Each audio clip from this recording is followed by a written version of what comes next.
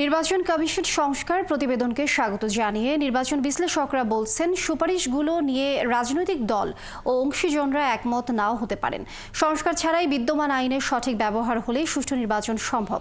তত্ত্বাবধায়ক সরকার নিয়েও রয়েছে দ্বিমত। নির্বাচন কমিশনকে স্বাধীনতা দলগুলোর মনোনয়ন বাণিজ্য বন্ধের পাশাপাশি সরকারের সদিচ্ছা ও সঠিক ভোটার তালিকা থাকলে সুষ্ঠু ভোট সম্ভব বলছেন তারা। আরও জানাচ্ছেন শাহনাজ শারমিন। গত বুধবার প্রধান উপদেষ্টার কাছে অন্য ৩ কমিশনের সাথে সংস্কার প্রস্তাব জমা দিয়েছে নির্বাচন ব্যবস্থা সংস্কার কমিশন।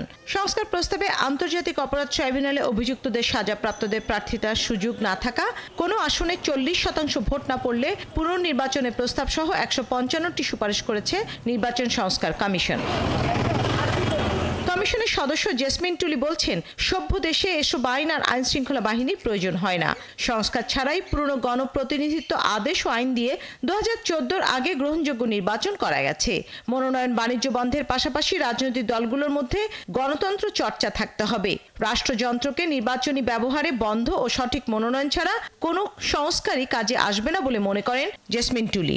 আমাদের যত আইন আছে, যদি আইনগুলো বাস্তবায়ন করা যায় তাহলেই তো ইলেকশন সঠিক হওয়ার ছাড়া আর কোনো উপায় থাকে না।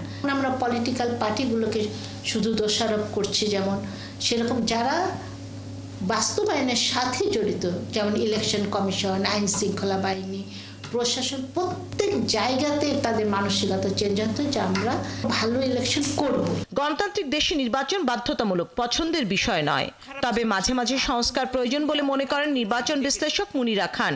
সংস্কার প্রতিবেদনের তত্ত্বাবধায়ক সরকার ও 40% ভোট না পড়লে পুনর্নির্বাচনের বিষয়ে আপত্তি জানান তিনি। তড়িঘড়ি করে নির্বাচন কমিশন গঠনেরও সমালোচনা করেন মুনিরা খান। নির্বাচন কমিশনকে সম্পূর্ণ স্বাধীন, তাদের হাতে সব ক্ষমতা দিয়ে দিন এবং তাদের গ্যারান্টি দিন যে এই 4 বছর পরে কি 5 বছর পরে তারা যখন আবার সাধারণ মানুষ হয়ে যাবেন, তখন তাদের উপরে কোনো রকম অবিচার করা হবে না, তারা যেন ভিক্টিমাইজ না হয় যেই রাজনীতিতে আসুক।